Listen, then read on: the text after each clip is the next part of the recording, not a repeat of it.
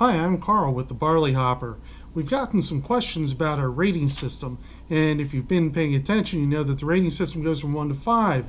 1 is stuff that drunks drink when they run out of nail polish removers. Number 2 is we're going to need a bigger lime. 3 is drinkability.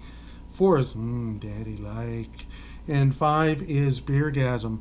And a lot of people have asked, well, how did you come up with this, and what are some examples?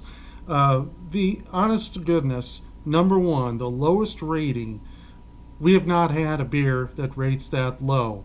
It's the stuff that drunks drink when they run out of nail polish remover. We have not found that yet.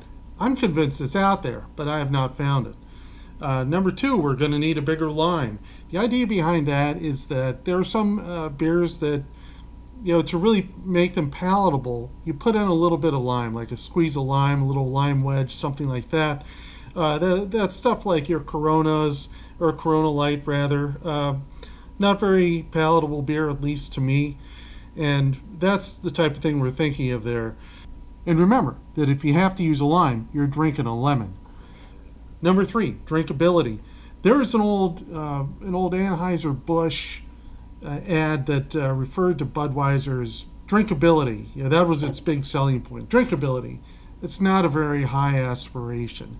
So we put that as number 3. Is, Bud Light's not bad. Busch Light's not bad. It's also not that good, at least in my opinion. I don't want to influence you all unduly, but that's the idea behind it. It comes from that old marketing campaign where they referred to and bragged about drinkability. Number 4, daddy like. That's the beer that you just love to drink. You pop one open at the end of the day perhaps, and it's just enjoyable. Maybe not quite the best, but it's pretty darn good. Number 5, Beergasm.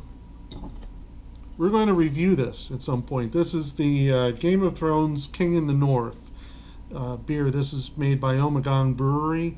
I was up there a couple months ago, and I bought a whole case of these. It's fantastic. I think I'm still rationing them out. Probably I'll hold on to them for a few years. It'll probably take that long because it's not the type of beer you want to drink really quickly. You want to savor it. And I really want that case to last as long as it possibly can. And believe you me, it was not cheap. So that's a little explanation of what we're talking about when we do our ratings. And again, we're not mean about this. And taste is all subjective. We haven't found a level 1 beer. I would guess the closest thing to level 1 would probably be a Hurricane malt liquor, something like that. Just, in my opinion, nasty stuff. And again, taste is subjective. So the fact that I don't like it, or I do like it, shouldn't mean anything to you, except maybe you'll go out and try it, okay? And remember what Duke Ellington said about music. He said, if it sounds good, it is good. That's how you know it's good, is because it sounds good. And I like to extend that to beer. If it tastes good, it is good. Same thing with wines. If it tastes good, it is good. How do you know if it's good wine? It's good wine, and the proof is that you like it. So keep watching, subscribe to our videos, like this video if you liked it, and we're going to try to do a new video each week.